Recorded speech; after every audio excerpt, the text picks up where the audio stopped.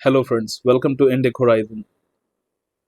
जैसा कि आप सबको पता है, कल प्राइम मिनिस्टर नरेंद्र मोदी ने तेलंगाना की अपनी एक रैली में ये बोला कि जितने भी लोगों को गोल्ड परचेज करना है वो 1 साल रुक जाएं, भले उनके घर में फंक्शन हो, कोई रिचुअल हो, लेकिन 1 साल रुक जाएं। उसके अलावा भारत के जितने किसान हैं, किसानों से ये बोला गया कि प्लीज़ आप अपने जो फर्टिलाइजर्स का कंजम्पशन है उसे 50% तक कम करिए।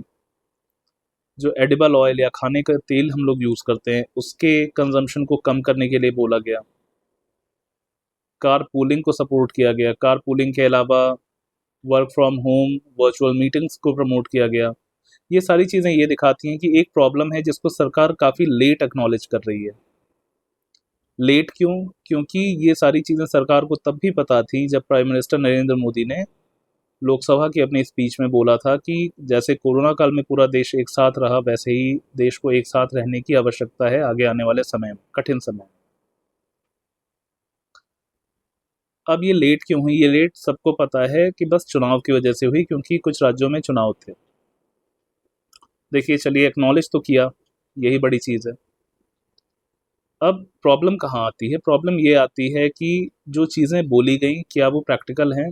प्रैक्टिकल तो हैं, बचत करनी पड़ेगी भी, लेकिन ये सारी चीज़ें हो क्यों रही हैं? ये सारी चीज़ें हो इसलिए रही हैं बिकॉज़ भारत का फॉरेक्स रिज़र्व्स घट रहा है।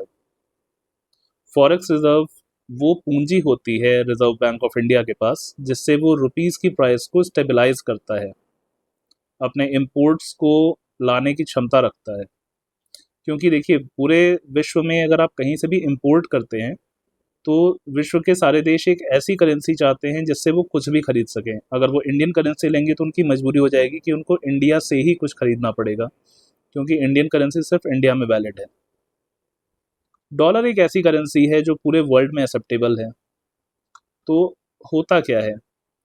होता ये है कि सपोज करिए $100 मिलियन का पेमेंट इंडियन ऑयल को करना है, सऊदी अरब की किसी कंपनी को, से अरामको को करना है।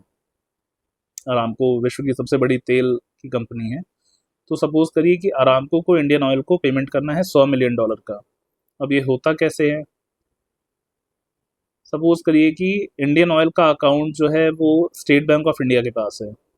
तो $100 मिलियन जो आज अगर 95 रुपये चल रही है वैल्यू, तो $100 मिलियन इंटू 95, उतना पैसा स्टेट बैंक ऑफ इंडिया अपने एसबीआई के अकाउंट में जमा करेगा और बोलेगा कि इसके बदले मुझे डॉलर दीजिए, $100 मिलियन दीजिए मुझे। अब स्टेट बैंक ऑफ इंडिया के पास डॉलर कहाँ से आएगा? डॉलर ऐसे आएगा कि जो भी इन्वेस्टर्स हैं जो अपना डॉलर जमा किए हैं, उसके अलावा जो करेंसी एक्सचेंज में डॉलर जमा हुए हैं, वो सारे डॉलर्स अब state Bank of India Indian oil के लिए सऊदी अरामको को ट्रांसफ़र करेगी। लेकिन अगर $100 मिलियन नहीं है अरामको के पास, अरे स्टेट बैंक ऑफ इंडिया के पास, स्टेट बैंक ऑफ इंडिया जाएगा मार्केट में, ट्राई करेगा मार्केट से लेने के लिए। अगर मार्केट में भी डॉलर की कमी है तो फिर स्टेट बैंक ऑफ इंडिया जाएगा रिजर्व बैंक ऑफ इंडिया के पास। Reserve Bank of India Indian currency लेगा स्टेट बैंक ऑफ इंडिया से, और उन्हें जितनी भी कमी है उतना डॉलर देगा अपनी पूंजी में से निकाल के। अब समस्या क्या आती है? समस्या ये आती है कि ये सारी पूंजी जो है, जो भी विदेशी पूंजी है हमारे पास डॉलर्स की, ये चली जाएगी सऊदी अरेबिया और देश से बाहर चली जाएगी। ये विदेशी पूंजी ज़रूरी क्यों है, ये भी सवाल आता है। देखिए, प्रैक्टिकली क्या होता है इसमें, कुछ इंटरनेशनल मनी एक्सचेंजेस हैं जिनको माइबोर और लाइबोर कहा जाता है। माइबोर लाइबोर में क्या होता है, वहाँ पे बेसिकली एक्सचेंज होती हैं करेंसीज, एक करेंसी बेची जाती है, दूसरी करेंसी ली जाती है। तो अल्टीमेटली वहाँ पे ये होता है कि रुपीस को बेचा गया। देखिए, कभी किसी चीज़ को अगर बेचा जाता है तो उसकी डिमांड कम होती है। सपोज करिए आपके पास एक कार है, उसकी ज़रूरत नहीं है आपको, तो आप उसे बेचते हैं। उसी के बदले आप एक नई कार लेना चाहते हैं कुछ और पैसे डाल के। तो प्रैक्टिकली उस कार की तो कोई डिमांड नहीं है आपको, कोई ज़रूरत नहीं है आपको। तो जिस करेंसी की डिमांड कम होती है, जिस करेंसी को बेचा जाता है, उस करेंसी की वैल्यू कम होने के चांसेस होते हैं। और जिस करेंसी को खरीदा जाता है वो करेंसी मजबूत होती है। अब पूरे विश्व में लोग डॉलर खरीद रहे हैं अपनी करेंसीज को बेच के, और डॉलर इतना मजबूत हो गया कि भारत एक भारतीय को अगर $1 खरीदना है तो उसको 95 रुपए देने की ज़रूरत है। तो इस तरीके से ये होता है कि अगर कभी रिजर्व बैंक ऑफ इंडिया को ये लगता है कि यार रुपए की वैल्यू ज़्यादा गिर रही है, हमें स्टेबलाइज करना है, तो रिजर्व बैंक ऑफ इंडिया क्या करता है कि अपने डॉलर्स को वो निकाल के इंटरनेशनल मार्केट में बेच देता है और रुपीस खरीदता है। इंटरनेशनल मार्केट में डॉलर को बेचता है और रुपीस को खरीदता है कि रुपीस की डिमांड बने और डॉलर की डिमांड थोड़ी कम हो, स्टेबलाइज हो। अब समस्या कहाँ पे है? समस्या यहाँ पे है कि हमारे पास इतनी क्षमताएं होनी चाहिए कि अगर कभी आगे आने वाले टाइम में हमें इंपोर्ट करना पड़े, देखिए डिफेंस ज़्यादातर हम इंपोर्ट करते हैं, क्रूड ऑयल हम इंपोर्ट करते हैं, ये दो हमारे ऐसे इंपोर्ट्स हैं जिनको में हम कटौती नहीं कर सकते हैं, डिफेंस में बिल्कुल नहीं कर सकते हैं। यूरिया के लिए फरवरी या मार्च में भारत सरकार ने चाइना को लेटर लिखा था, लेकिन उसका कोई रिस्पॉन्स नहीं आया था। इंडिया यूरिया भी इंपोर्ट करता है चाइना से। तो ये जो भी चीज़ें इंपोर्ट की जाती हैं उसके लिए डॉलर जाता है देश के बाहर। कोई नया एफडीआई इधर आ नहीं रहा है बिकॉज ग्लोबल कंडीशंस ऐसी हैं कि कोई भी किसी नए प्रोजेक्ट्स में पैसा डालने से बच रहा है, क्योंकि सबको एक इकोनॉमिक कोलैप्स का डर है, इकोनॉमिक रिसेशन का डर है।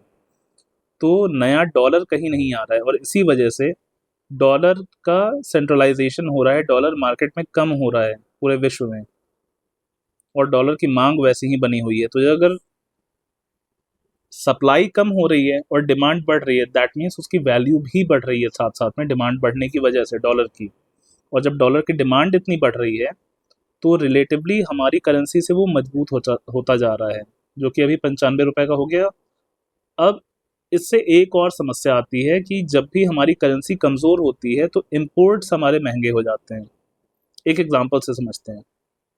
समझिए $1, एक बैरल जो है अभी $100 का है, तो आज के डेट में अगर हमें एक बैरल खरीदना है तो हमें 9,500 रुपये देने हैं।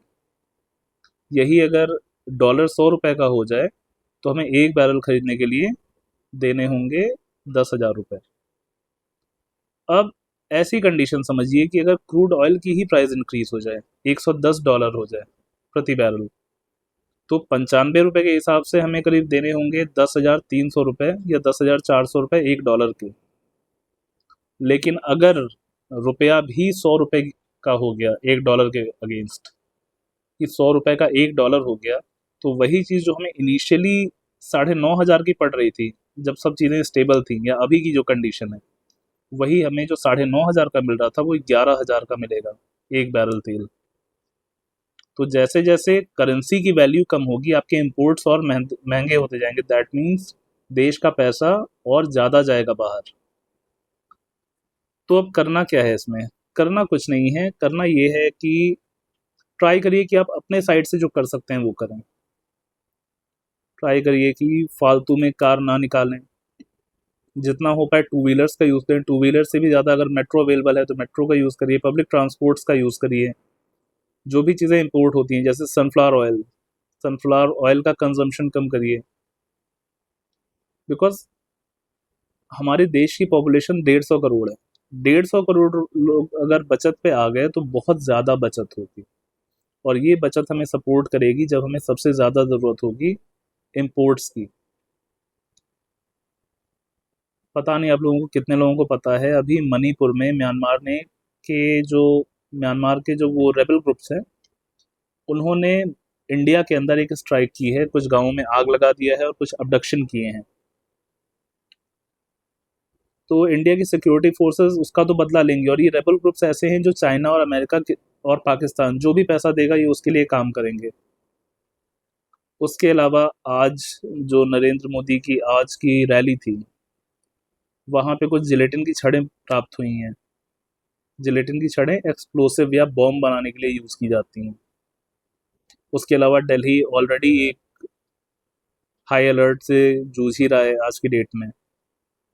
कहीं पे भी अगर कुछ अनवांटेड चीज़ होती है तो इंडिया को स्ट्राइक करना पड़ेगा पाकिस्तान को या नॉर्थ ईस्ट में तो अभी होगी, कुछ दिन में न्यूज़ आ जाएगी। ऐसे टाइम में हमें अपने डिफेंस इंपोर्ट्स को मजबूती से करना पड़ेगा और ज़्यादा डिफेंस इंपोर्ट्स करने पड़ेंगे। उसके लिए हमें डॉलर्स की ज़रूरत होगी, और जब डिफेंस इंपोर्ट्स होंगे तो रुपए की वैल्यू कुछ गिरेगी, ये कंफर्म है। तो जो चीज़ हमारे लिए सबसे ज़्यादा इम्पोर्टेंस रखती है वो चीज़ तो हमको लेनी ही लेनी है, लेकिन जहाँ पे हम कटौती कर सकते हैं वो हमें करनी पड़ेगी। बिकॉज आपने भी देखा है कि रुपए की वैल्यू वापस तो नहीं चढ़ती है डॉलर के अगेंस्ट बहुत आसानी से। 1-2 रुपए का डिफरेंस आ जाए भले, लेकिन नहीं होती है। दिक्कत यहाँ पे आएगी कि अगर डॉलर के प्रति रुपया ज़्यादा गिरा और हमारे फॉरेक्स रिजर्व्स कम हुए तो आगे आने वाले टाइम में इंडियन इकॉनमी बहुत मुश्किल में आएगी। मुश्किल में कैसे आएगी उसका भी एक एग्जांपल देखते हैं। सपोज करिए क्रूड ऑयल ही महंगा हो गया, हमारे पेट्रोल डीजल महंगे हो गए, तो जो पूरी हमारी सप्लाई चेन है वो ट्रक्स पे चलती है। ट्रक्स कई 100 लीटर तेल यूज़ करते हैं एक सामान को भारत के एक कोने से दूसरे कोने तक पहुंचाने के लिए।